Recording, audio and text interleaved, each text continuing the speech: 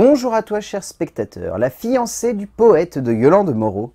J'en ai un peu entendu parler par pur hasard, parce que la directrice de mon cinéma nous a un peu poussé à voir le film, parce qu'on s'apprêtait à ce moment-là à recevoir la réalisatrice/actrice. Et puis au-delà de ça, j'aime beaucoup Yolande Moreau. C'est une femme qui est particulièrement sympathique, particulièrement joviale, que ce soit en tant qu'être humain ou en tant qu'actrice.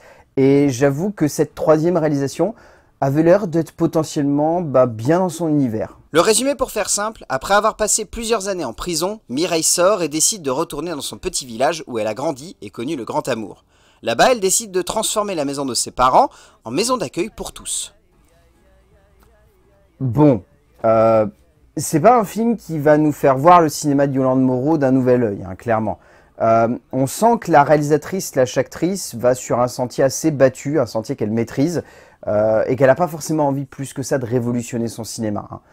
En même temps, j'ai envie de dire, elle a son petit univers. Elle a la manière de construire des personnages, de les amener, de les développer, de construire un cadre, de jouer aussi avec une espèce d'univers qui soit à mi-chemin entre le burlesque, le fantasque, le social, l'humain, et finalement mêlé au milieu de petits éléments dramatiques et comiques qui construisent un film qui est détonnant en fait dans son genre, qui peut-être ne brille pas par une nouveauté ou une créativité qui va totalement vous embarquer ou vous émerveiller, mais c'est un film qui a son univers.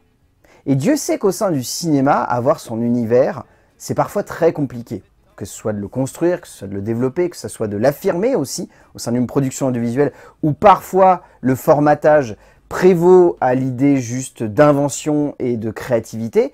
Et voir une cinéaste qui certes ne livre pas un film détonnant dans sa catégorie, mais juste entraînant, émouvant, attachant et touchant, et ben c'est ça en fait qu'on aime bien.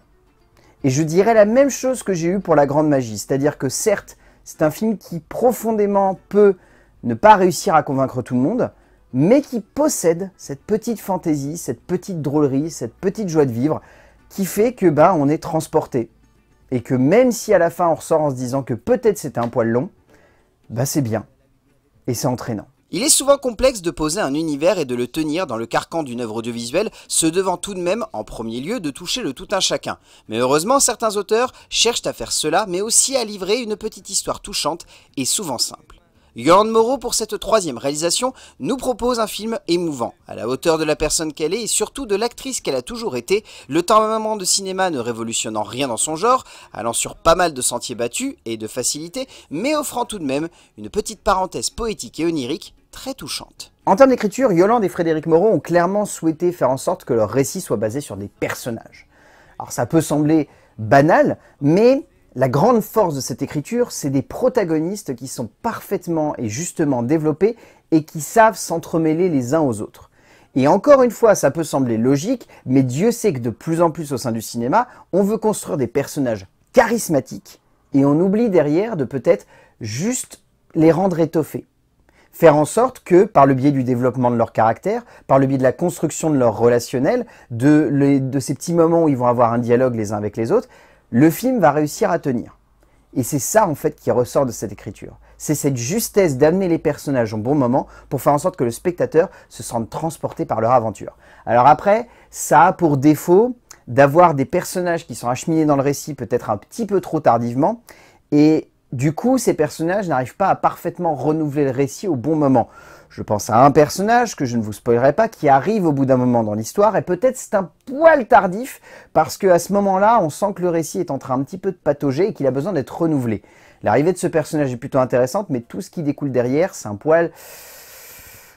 on tire sur la corde, quoi. On sent que le film, il dure 1h42, et que honnêtement, s'il avait duré 1h25, 1h30 grand maximum, ça aurait été très bien, et que peut-être, il y a des dialogues qui ont été un peu trop rajoutés, et c'est le grand défaut de ce film aussi.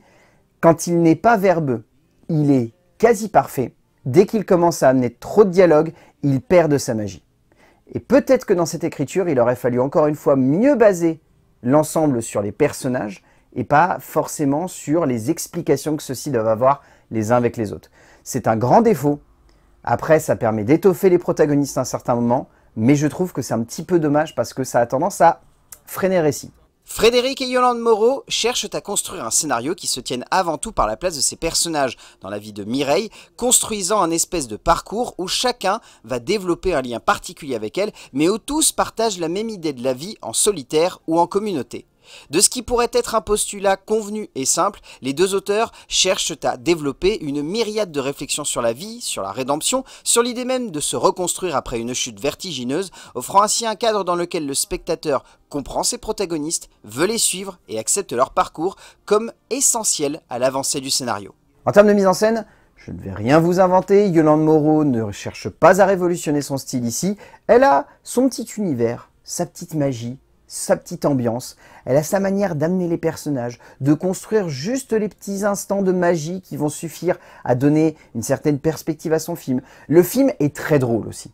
Ça, c'est un élément qui pour moi est vraiment fort dans la mise en scène. Il y a vraiment des scènes où on trouve l'ensemble hilarant. Je pense à la première scène où on découvre Elvis, elle est vraiment à mourir de rire cette scène, parce qu'elle n'a aucun sens, mais elle est parfaite.